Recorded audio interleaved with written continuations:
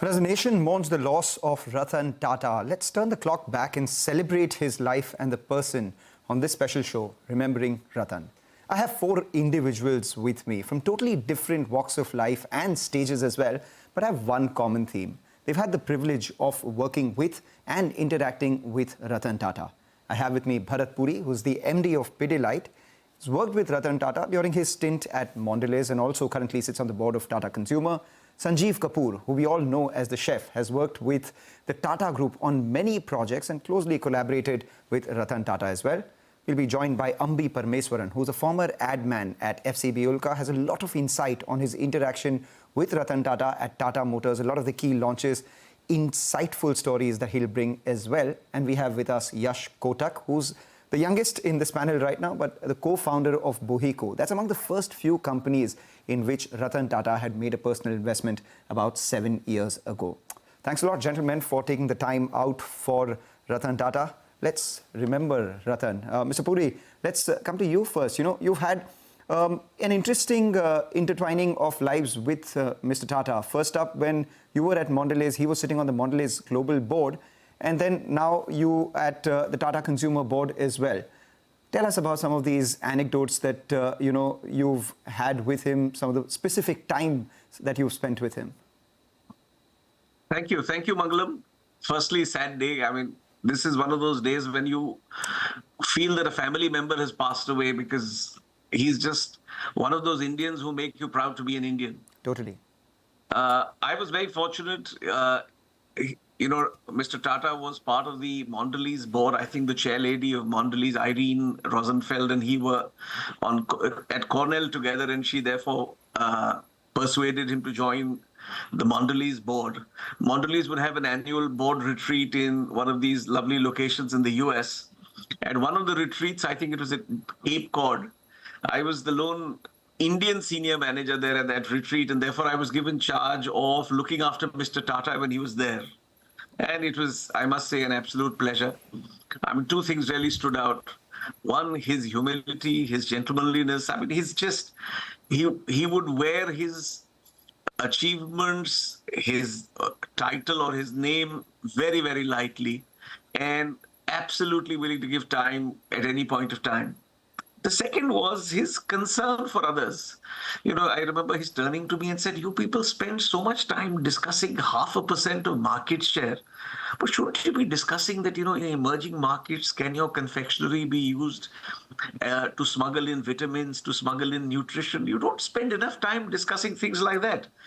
And, it was wonderful because you could see that he was different and he was somebody who was deeply concerned, and it left a great mark on me because here is somebody who is first and foremost concerned about others rather than worried about, just the company and its achievements. Right. And I was fortunate again to interact with him at Bombay House. I think the same qualities stand out. His courtesy, his humility, that old adage of, a fruit-laden tree, the more fruit it has, the more it bends. I mean, he embodied it. Right.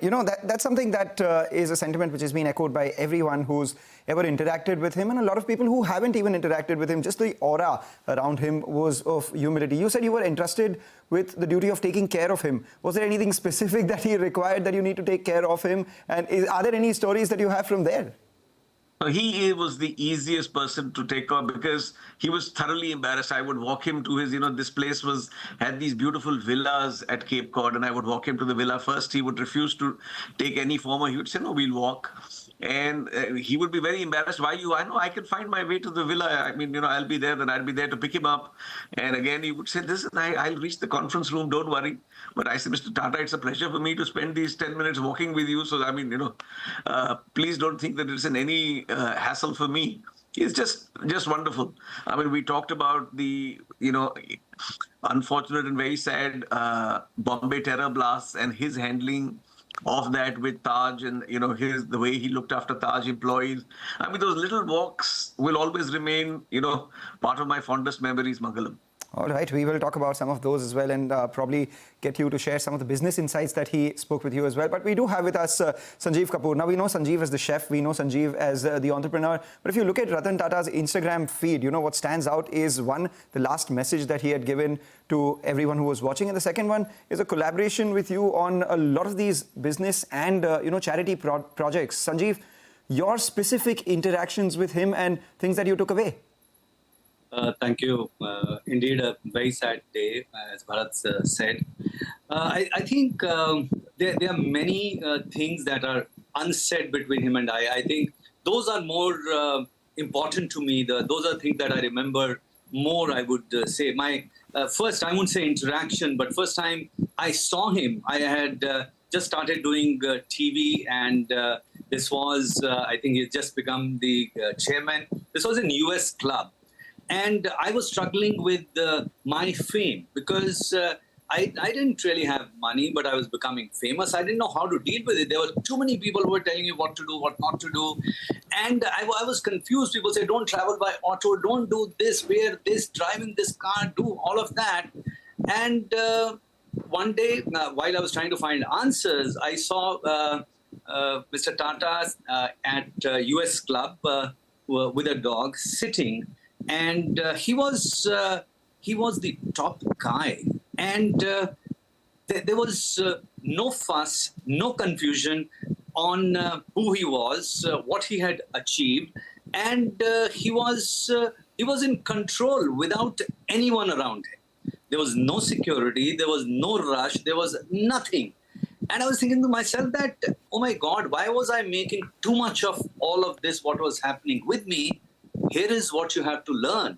So over the years, I have, I would say, learned so much from him. And in particular, I would say that four things that I have learned. Of course, humility is something I think right there. But I would say that trust is something which Tata's, for me, growing up, Tata's was a name, it was a family name. The only person that I put, the face that I put to that name was Mr. Ratan Tata. So to me, that became a trusted name. Humility, definitely that was there.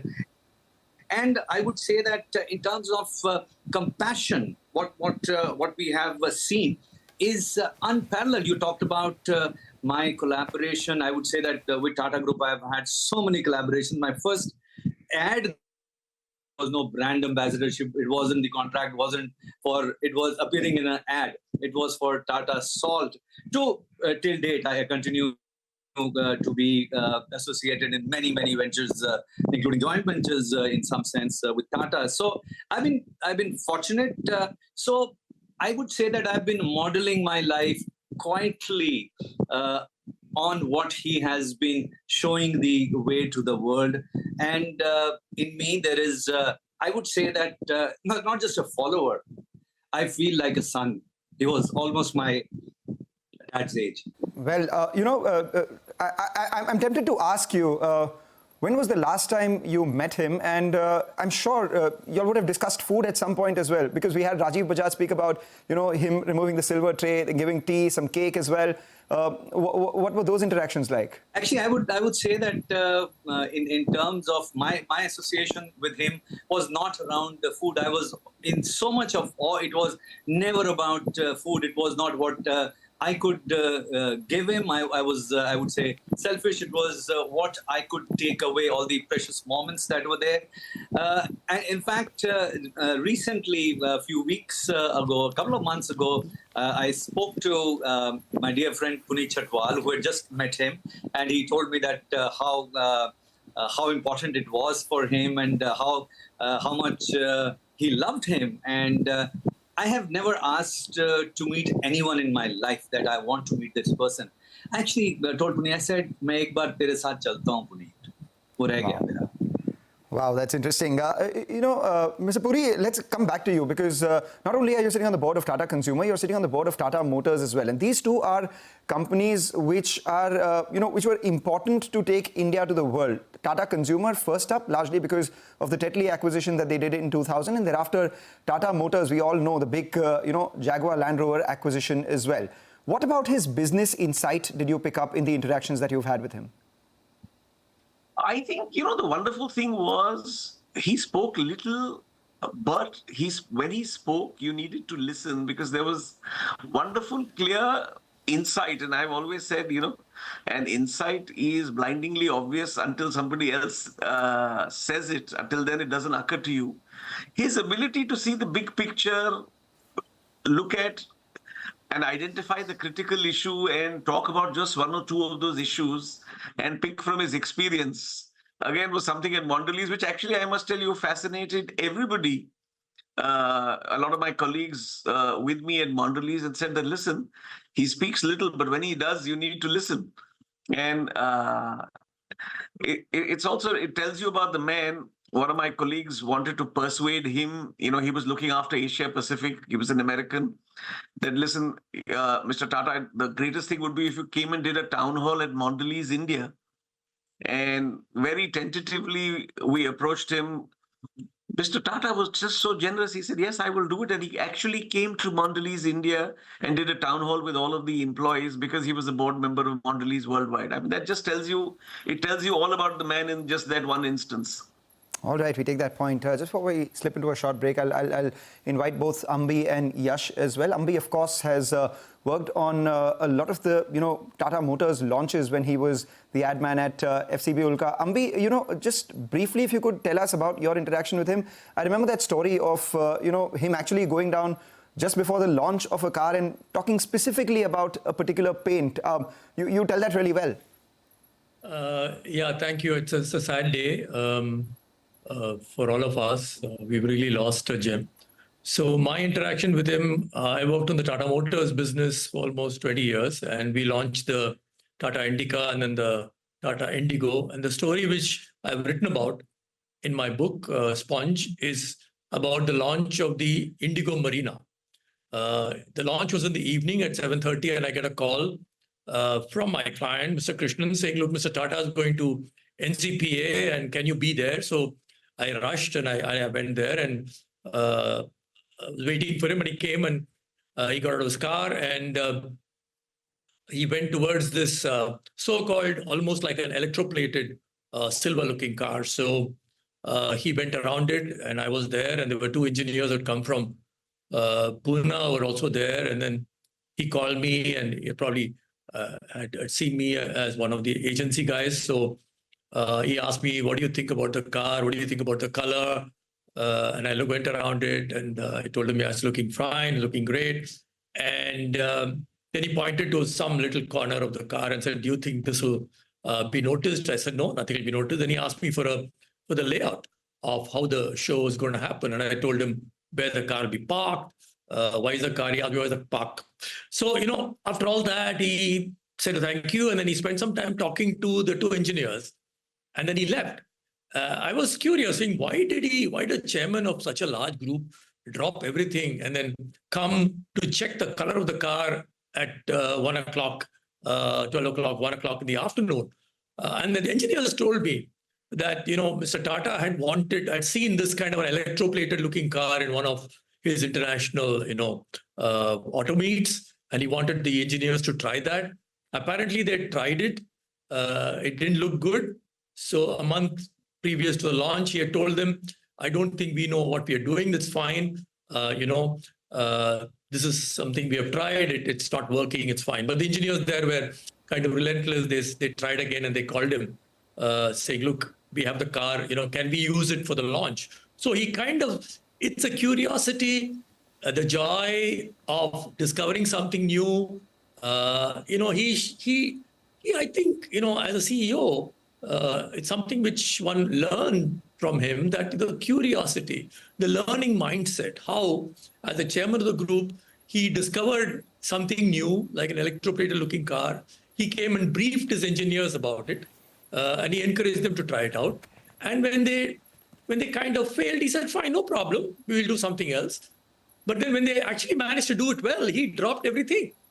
He dropped everything in his office and he said, okay, I'm going to come and see this. And he came, saw this, put his hand. I mean, I could literally see the camaraderie among the chairman of India's largest group and an engineer working in the ERC, Engineering Research Center in Tata Motors, the kind of camaraderie they had. And he spent another 10 minutes talking to them. And they were very, very thrilled.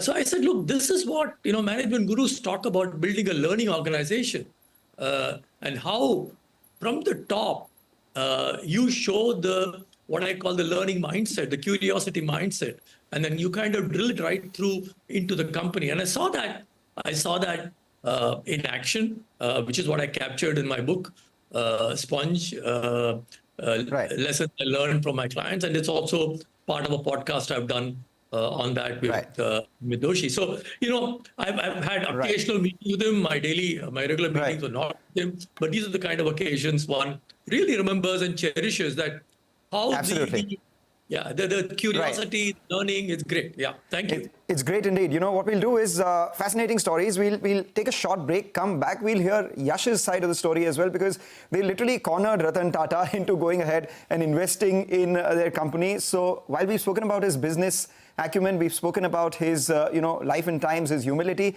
let's get in his investor's hat as well. Take a short break, come back, and we'll continue our chat.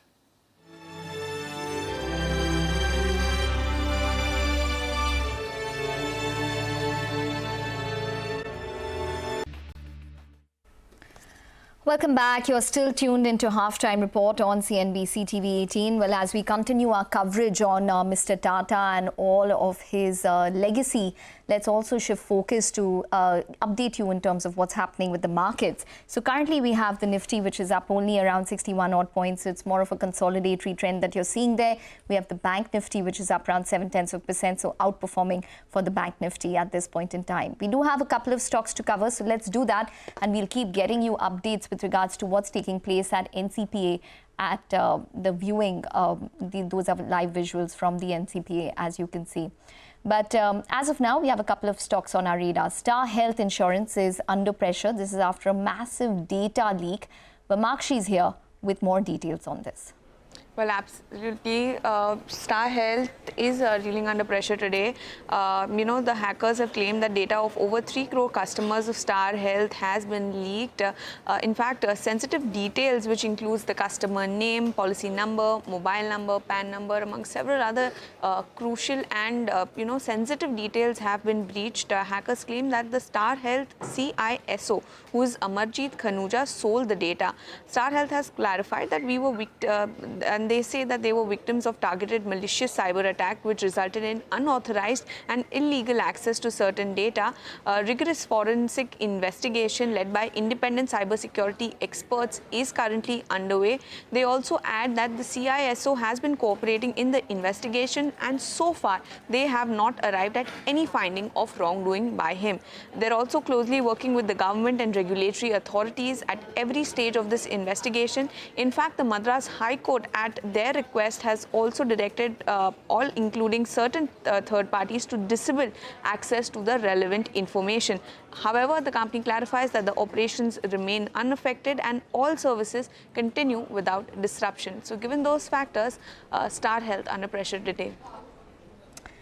Okay, all right. Well, Vamakshi, but you're also watching 361.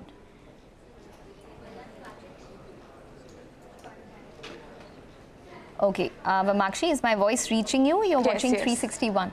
Yes, absolutely. So 361 in focus on the back of a note that came in from UBS. They've initiated coverage in this counter with a buy call, target price of 1,250 per share. They say that the company commands a dominant position. They have an 8 to 10% market share in India's wealth management market, which is quite notable. In fact, they also highlight that the core annual recurring revenue, or ARR, as well as the AUM, is expected to grow faster than the overall business. They say that they're expecting ARR Tata to post a CAGR of almost 21% as compared to 15 to 16% overall CAGR for the entire company over the next 3 years. Wealth recurring AUM is also expected to see a growth of almost 23% CAGR, and this is much higher as compared to the asset management AUM and the overall AUM for the company. They highlight that core profitability is expected to improve, backed by higher operating leverage. New business avenues such as HNWI and global business pose upside risks. They're expecting ROE to improve from 24.5% in FY24 to 32% in FY27 and 36 and 37% by FY29. They do take a note of the fact that the stock has seen a bit of a re-rating. The stock is trading 45% above the 5-year average PE, but they believe that the market is underappreciating medium-term EPS growth potential. They're expecting 15.6% CAGR over FY24 to 29 as compared to 12.4%, which is currently being factored in. And given these factors, they still see room for a potential re-rating. So given those factors, 361 also on our radar. Okay, all right, Vamakshi. Thanks very much for that. So that stock is up around 1.6% at this point in time. Overall, for the markets, it's quite a quiet session. The advanced decline ratio is on the positive side, so that seems to be positive. And let's see whether it sustains or not. But let's look at some other stocks which are moving. Adani Enterprises has launched a QIP. We have Abhishek with the details on that. Well, sources do tell CNBC-TV18 that Adani Enterprises has launched a QIP. So the issue size is about 4,200 crores. The indicative price that they have set is about 2,962 per share, which is at a discount of more than 6% to yesterday's closing price and around 5% discount to SEBI floor price. Now, calculation shows that equity dilution would be around 1.2 to 1.25% on the existing equity base, and BRLM includes ICICI Securities and others. Back to you. Okay, well, Credit Access Grameen is also in focus. This is after reporting its Q2 business update. Abhishek, you're tracking that one too?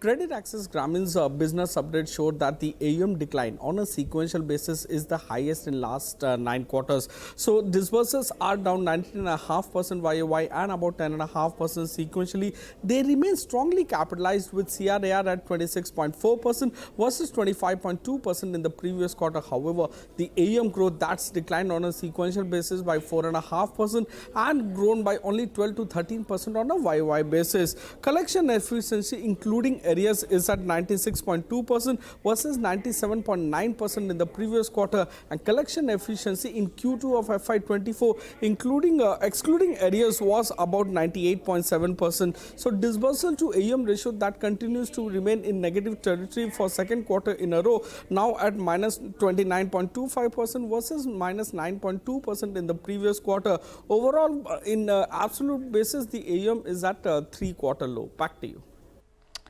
Okay, all right, Abhishek. Thanks very much for that. So those are a couple of stocks in focus. We need to take a short break, but up next we'll be talking to Mr. G.V. Prasad, who's the co-chairman and MD at Dr. Reddy's Labs, as we continue our special tribute to the legendary business icon, Ratan Tata.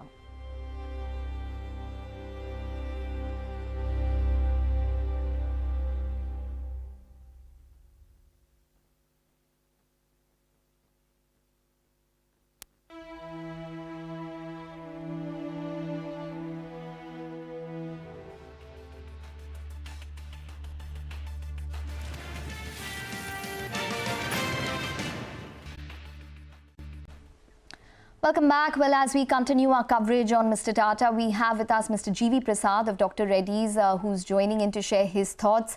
Mr. Prasad, thank you very much for being with us today. It's definitely a somber day for the nation. And we'd love to hear your reflections on Mr. Tata, any personal memories or interactions you may have had with him. Thank you so much for having me on this. It's certainly a very sad day. Mr. Tata was a force for good. He was everything that a good business leader stood for. And he built his businesses with soul, while the Tatas already had a legacy of nation building, serving society, customers, and also philanthropy in various aspects. He enhanced this even more. He, apart from enhancing this, drove the growth of the businesses as well as globalized the group. So there were many contributions from him, and he's a colossal. It is a big loss for all of us, and hence, it's a sad day for all of us. There will hardly be a leader like this today in the world. Absolutely. Well, Mr. Prasad, when we do talk about Mr. Tata and his contribution to corporate India, we generally tend to talk about the steel companies as well as, the IT companies, etc. But there's a lot of contribution in healthcare which has taken place outside of, the listed company space. And that is his care or his focus towards affordable cancer care throughout the country through Tata Trust. Give us a sense in terms of his contribution to healthcare and your perspective on it. Yeah, if you see the Tata Institutes for Cancer, they are among the best in the world. They offer care at a very affordable price, as well as do a lot of research. We've been involved in doing some clinical trials with the Tata Memorial at Bombay, and it has been an amazing experience, working with them. So I think, it's very difficult to even, put a number of things that he's done for this country and for the world. So in many ways, I think he's a person who will be very difficult to replace. He not only globalizing the business through steel, he also acquired iconic brands like JLR, Tetley, and many such things under his leadership. So, it's an amazing contribution from him to the country, to the businesses, and it's truly an inspirational figure for many of us. Was the precedent set, with regards to Tata and affordable cancer care to sort of focus on accessibility, affordability when it came to cancer care, and which is what other corporates probably followed suit with? So his main thing is he established cancer hospitals and ran them in a philanthropic way. So, and also built expertise, invested in latest equipment and cutting edge research. So all of this really advanced cancer care in India, research in cancer, and certainly, served patients, both poor as well as rich.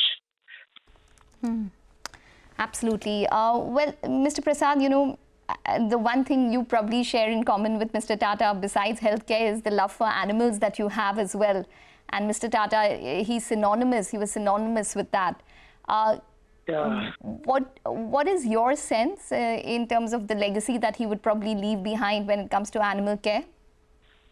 I think he is a person with heart. He cared for all beings, but not just human beings, all lives. And his special relationship with his dogs is something very touching. And I'm sure many of us will do something, good about to animals who are also sentient beings, and we all, need to do something to keep them healthy and also happy. It was nice to see his pictures with his dogs and, he playing with them. It was marvelous. Absolutely. Well, Mr. Prasad, just before we wrap this up, wanted your thoughts in terms of how his legacy and his vision can probably be carried forward here on. I'm sure the Tatas have a good succession plan and they will build their business.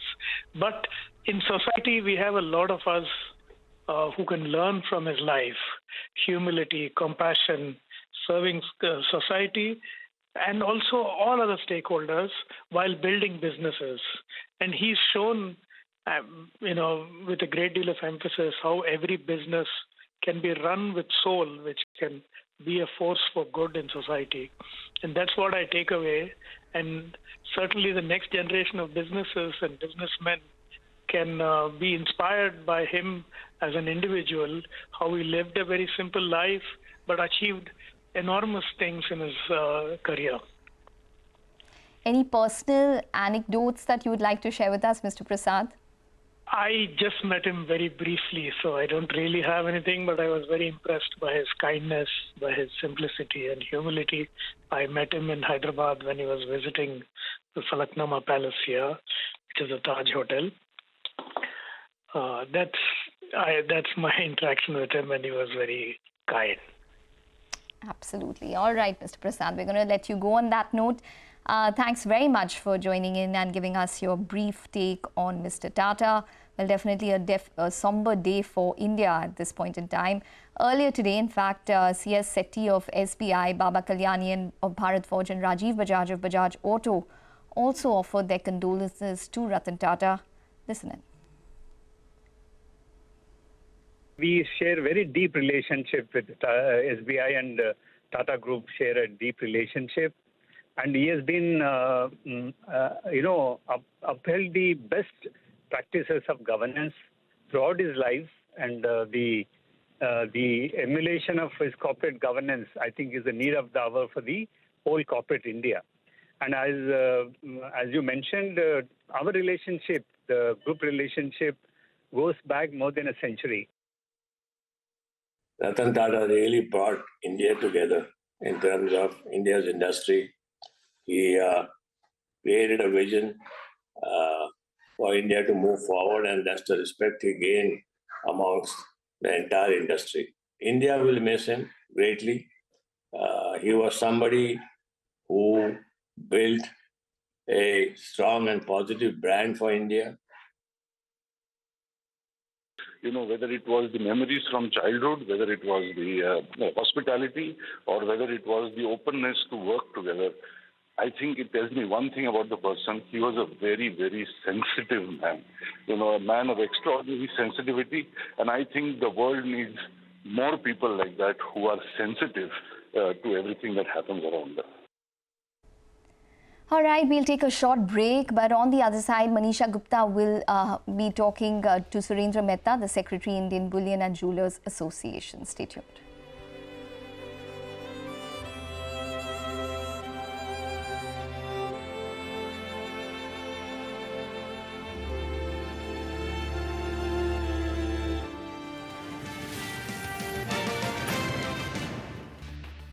Welcome back, and joining us now is Mr. Surendra Mehta. He's Secretary at India Bullion and Jewellers Association. Mr. Mehta, hi, thank you so much for joining us.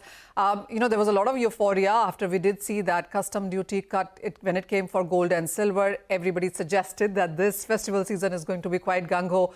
But with all-time highs in case of gold prices and prices up between 25 to 27% as compared to last year, what is a realistic on-ground sense of the jewelry sales happening right now?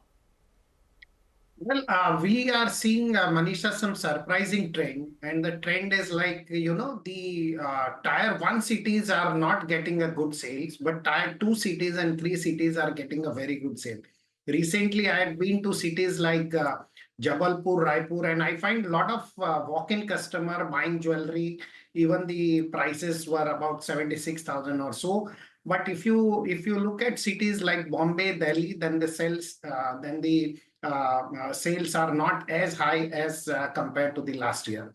One more thing which will happen, because in Maharashtra we are about to start the state elections are likely to be held somewhere in November. So probably code of conduct will be declared very soon, and we might see a major drop in the demand in especially in Maharashtra, and Maharashtra being the big manufacturing hub. So supplies to the other cities are also likely to be affected. And so in my personal opinion, the price rise is one factor which will affect the sales during this Diwali season. And we might see 12 to 15% drop in the demand. But if the elections are declared very early in Maharashtra, or maybe by next week or so, then we may see another drop in demand by at least 5 to 7%. So about 15 to 20% drop in overall demand in this Diwali season, volume-wise. But yes, value-wise, there will not be any drop because the prices are already high by almost 30% in comparison to the last. You're saying 15 to 20% of decline overall India? Overall India, yes. Okay. While you did say that we could be looking at election dates being decided as early as next week or so, do you think there's a chance that it might happen post Diwali, or do you think it would happen in this month before the festival? Well, I'm not a politician, but in my opinion, the elections are to be held in the month of November because they are required to form the government. And Yes, yeah. if so, then the election will be declared by probably next week. And then we might see a major drop in demand in Maharashtra. And Maharashtra is one of the key state as far as the jewelry is concerned. Oh, well, yes, the timing wouldn't really be right when it comes to festival buying and Diwali and Dhanteras falling right in between there. Mr. Mehta, also, the kind of trend that we've seen, that buyings now happen across the year. Obviously, the volumes are higher for this quarter because this is when you have Dhanteras, Diwali, most of the other festivals, and then the wedding season, which comes in November and December. What's your sense in the overall year sales as well? This quarter is important, and you've said 15 to 20% of a decline is what we should be working with. But on an annual basis, the year 2024, how does that stand? Well, I think we should be looking at about 7 to 8% drop in the overall demand. Because of the 30% price rise, thanks to the custom duty cut. Otherwise, prices would have been at least 84, 85,000 by now. So I think overall, we are looking at, and we will be happy as a stakeholder. We will be very happy if there is a drop in demand, say about only 5 to 7% or maybe 8%. Overall import, we will see some downward trend probably in the next 2 months or so. So in my opinion, this year, a fantastic year as far as the prices of gold are concerned, the fantastic year for the jewelers as far as duty cut is concerned, but overall demand will definitely reduce. So when we talk about imports as well, Mr. Mehta, for the month of August, we saw a huge number of import come in to the tune of 136 tons. September saw a decline to almost 60 tons. How is October until now looking to you? Well, I don't have the exact number with me right now, but I foresee a big drop in the demand in the month of October because the prices rose suddenly because of this Israel and Hamas war. So as I said, overall we should be looking at 5 to 7% drop in the import also as in comparison to the last. Fair point that. And when it comes to the Indian markets, as you said, there are not too many buyers, especially in metros right now. And we were working with, I believe, a premium of $2 to $3 in the previous week itself. How are the markets looking now, especially with the kind of price correction that we have seen on the lower side? Well, the market is not actually, there is no big premium or big discount in the market at present. But the most surprising trend, what we have seen this year, is the demand a huge demand in 2-tier and 3-tier cities. And I personally visited some of the cities, and I find that customers are not looking at price at all. They are rather looking at maybe a heritage jewelry, or instead of 22 carat, they are opting for 18 carat jewelry. And 2-tier or 3-tier cities are also looking at some fashionable jewelry. A young generation is coming and buying jewelry. So these are very surprising trend. So I think overall the market is getting organized. In fact, if you look at 2-tier and 3-tier cities, we find a lot of organized players have ventured into an public offer also. So I think somewhere big cities are lagging behind as far as organized market is concerned. All right, a quick last question then, Mr. Mehta, and this one is on prices. From 26.85 of an all-time high, we are trading at 26.15 right now. So that already is $60 to $70 off. Are you looking at further correction here before we see that all-time high, which the street is anticipating in the next year? See, my biggest worry was when the Iran attacked Israel.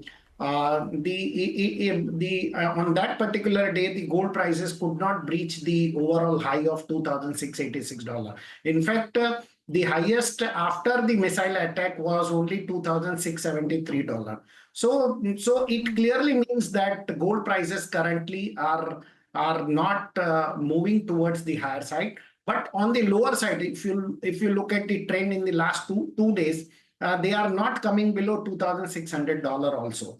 So I think the support level should be near $2,597 in the international spot market, but we should be looking at much higher gold prices if the war further escalates. And if it breached $2,686, which was the previous high, we should be looking at $2,732 in just a couple of days.